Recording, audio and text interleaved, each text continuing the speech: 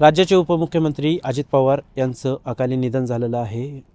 आपल्यासोबत बोलण्यासाठी श्रीगोंद्याचे आमदार विक्रम भैया पाचपुते आहेत.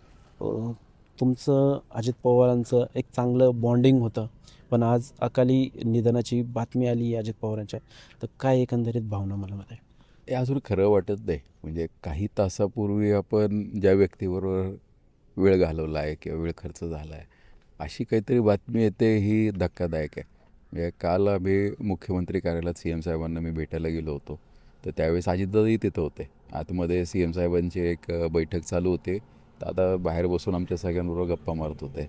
मी होतो, विवेक कोल्हे होते, त्यानंतर झिरवळ साहेब होते. हे आमचे हे मी छातीला काय माझ्या कमळ चिन्ह असतं. दादा तुझ्यावर म्हणून, अरे तू पक्षाचं चिन्ह कायम लावून फिरतो म्हणून, आमच्या प्रदेशाध्यक्षांचा आदेश आहे. म्हणजे माझं 2-4 जणांना सांगितलं, हा कायम लावून असतो चिन्ह. इतकं बारीक लक्ष त्या व्यक्तीचं असतं. आणि म्हणजे तुम्हाला असं मला वाटत नाही, दादांबद्दल हे जर काही सांगायचं तर प्रत्येकाच्या ह्या चांगल्याच आठवणी असतील. म्हणजे माझी अशी परिस्थिती झाली, काल आम्ही बसल्यानंतर ज्यावेळेस दादांचा एक फोन आला, फोनवर बोलत होते, थोडंसं असं अंतरावरती झिरवळ साहेबांनी मी गप्पा मारतो. झिरवळ साहेब म्हणले, अरे कसं आहे काय, ज्या वेळेस पनीरचा आणि दुधाचा विषय निघतो दादा आवर्जून तुझं आठवण काढतात. म्हणलं काय साहेब, सकाळपासून तुम्हाला कोणी भेटलेलं दिसत नाही, तुम्ही काय चेष्टा करताय, चला म्हणलं खरं खोटं करू. तर ते काय म्हणायच्यात, आजीदादा पलीकडनं म्हणले, काय रे कसलं खरं खोटं, या इकडं दोघं पण. म्हणलं इतकं बारीक लक्ष होतं. आम्ही चांगलं एक असं 20-25 फुटावरती असेल. मग म्हणलं, अहो दादा हे असं असं म्हणतात आहे. पहिले काढतो कधी कधी तुझी आठवण काढतो मी. हे इतकं म्हणजे त्या व्यक्तीविषयी बोललं इतकं कमी आहे. म्हणजे आता आम्ही सगळे तरुण आमदार ज्या सभागृहात असतो, आता दुर्दैवाने काय होतं, फर्स्ट टर्मच्या तरुण आमदारांना काही संधी मिळत नाही. मी कितीतरी वेळेस पाहिलंय की सिनियर मंत्र्यांमध्ये अजितदादा अनेक तास सभागृहात बसून राहायचे. म्हणजे ज्यावेळेस एखादा नवीन आमदार बोलतोय ते आवर्जून बसून राहायचे, आम्हाला सांगायचे, सल्ले द्यायचे. आणि अध्यक्षांनी जर वेळ दिला ना तर अध्यक्षांना हात करून सांगायचे, थोडा वेळ चालू तरी त्याला बोलू द्या. वेळेस दादांनी प्रश्न लावून घेतला. मला प्रश्न लागून म्हणलं, दादा सभागृह म्हणून नव्हतं, दादा माझा असा प्रश्न अजून हे घेणार नाही म्हणतात. नाही म्हणलं, घेऊन टाकायचा प्रश्न. एकदा असंच आमची चर्चा चालू होती, दादा हे सभागृह संपवणार म्हणतात, सगळे आमदार राहिलं बोलायचे. आणि म्हणजे चालू त्या दिवशी रात्री उशीर 10-10:30 पर्यंत सभागृहात बसून राहिले होते. म्हणजे आणि त्यांचं म्हणणंच वेगळं होतं. म्हणजे मी अलीकडच्या काळामध्ये पूर्वी काय व्हायचं, आमच्या दादांमुळे मी पाचपेटू दादांमुळे त्यांच्याशी असं एक थोडंसं नेत्याचे हे असायचं, म्हणजे असं एक मोठा नेता असं हे सगळं एक असं ते काय म्हणतो की ते एक डिस्टन्स असतो. पण अलीकडच्या वर्षभरात मी जे पाहिलं ना, मला किती वेळेस म्हणजे सभागृहात त्यांनी स्वतःच्या बेंचवरती मला बोलून घेऊन बसून आणि तास सभागृहात गप्पा मारलेल्या. म्हणजे दादांची जवळीक जी मागच्या 1 वर्षभरात माझी आली होती ही कधीच झाली नव्हती. आणि एकदम त्यांचं वेगळंच आहे. काल आम्ही ज्यावेळेस गप्पा मारत होतो, असं वाटतच नव्हतं की आपण कुठे बघतो एक कोणतरी सहकार्य आपण मोकळं गप्पा मारतो. मी त्या मस्करी वेगळाच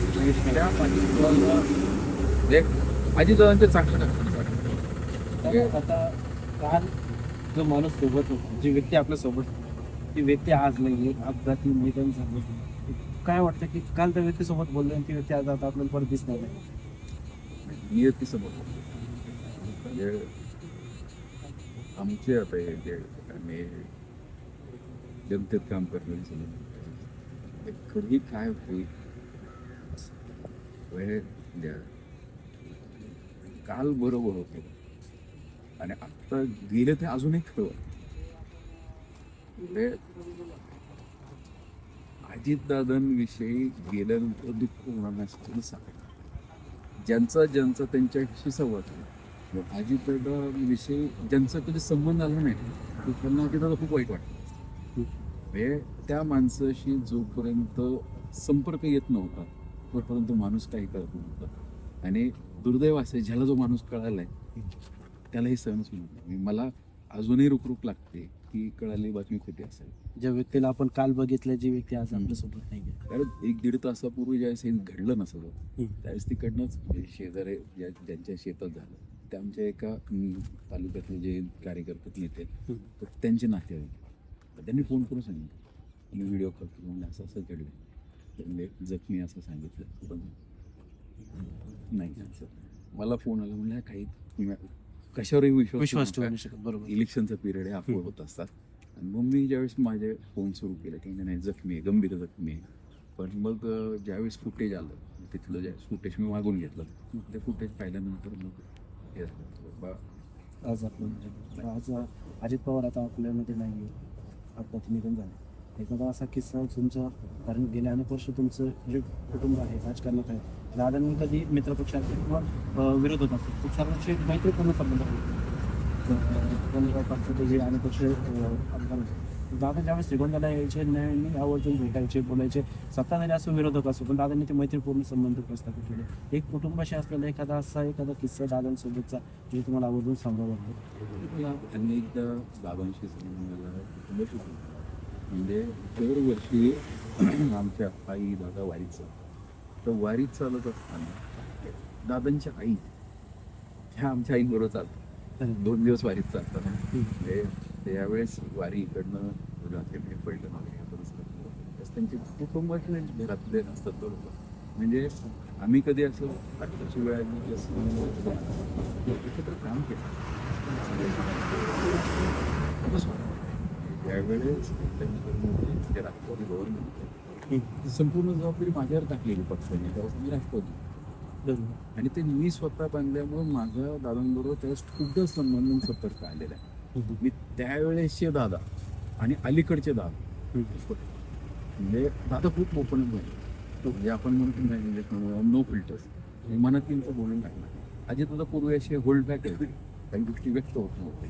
पण ह्या मागच्या काही वर्षांमध्ये मी जे दादांना पाहिलं खूप असं मस्त मुलं आदमी म्हणजे असं म्हणजे मी बोलल्यानंतर काय परिणाम होईल याचा न विचार करणारं व्यक्ती बोलायचे हे केव्हा सगळं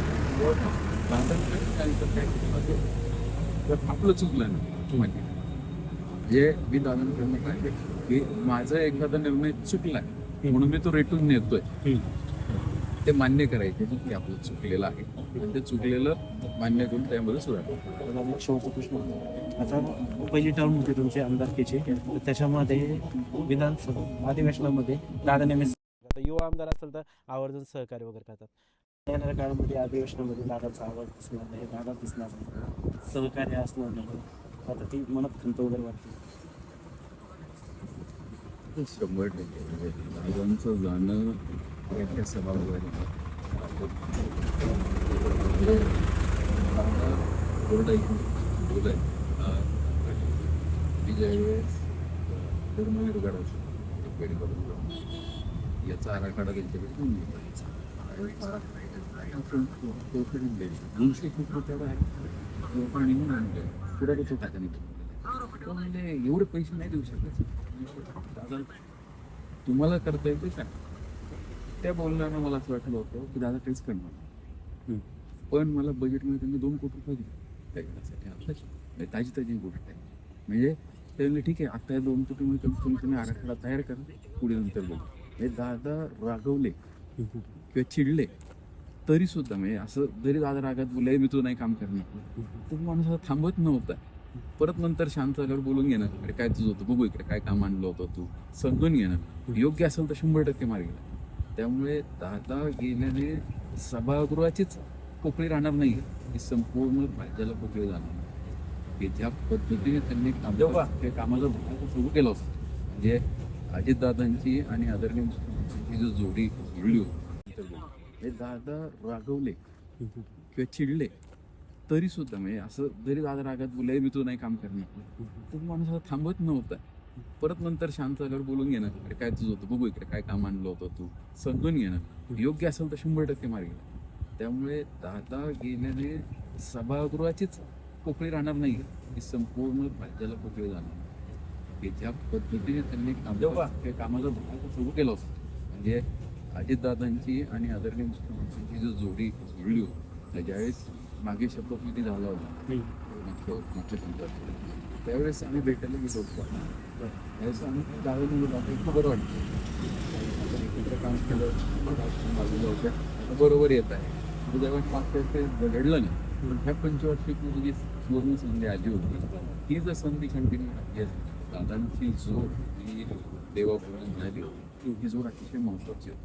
म्हणजे सडेतोड बोलायचं. म्हणजे माझा आता या सभागृहामध्ये एक प्रश्न होता, गोवंशचा जो विषय काढला होता, त्यामुळं आपण गावरान गाईंना बदल होईल तर गावरान बैलांना पण होईल. आणि हे बोलत असताना जे दुसरे आमच्या सरकारी सदस्य ते म्हणले की गोट्यात असणार आहे. आता उठून राहायला म्हणजे हे असं नसतं म्हणजे गोट्यातली जबाबदारी तुमची आहे, पण हे पांढरपणे सांभाळू शकत नाही अशांसाठी ही योजना आहे. त्यामुळे हे असं चुकीची तुम्ही अपेक्षा ठेवणं हे एवढं स्पष्ट बोलणं हे सोपं नाही.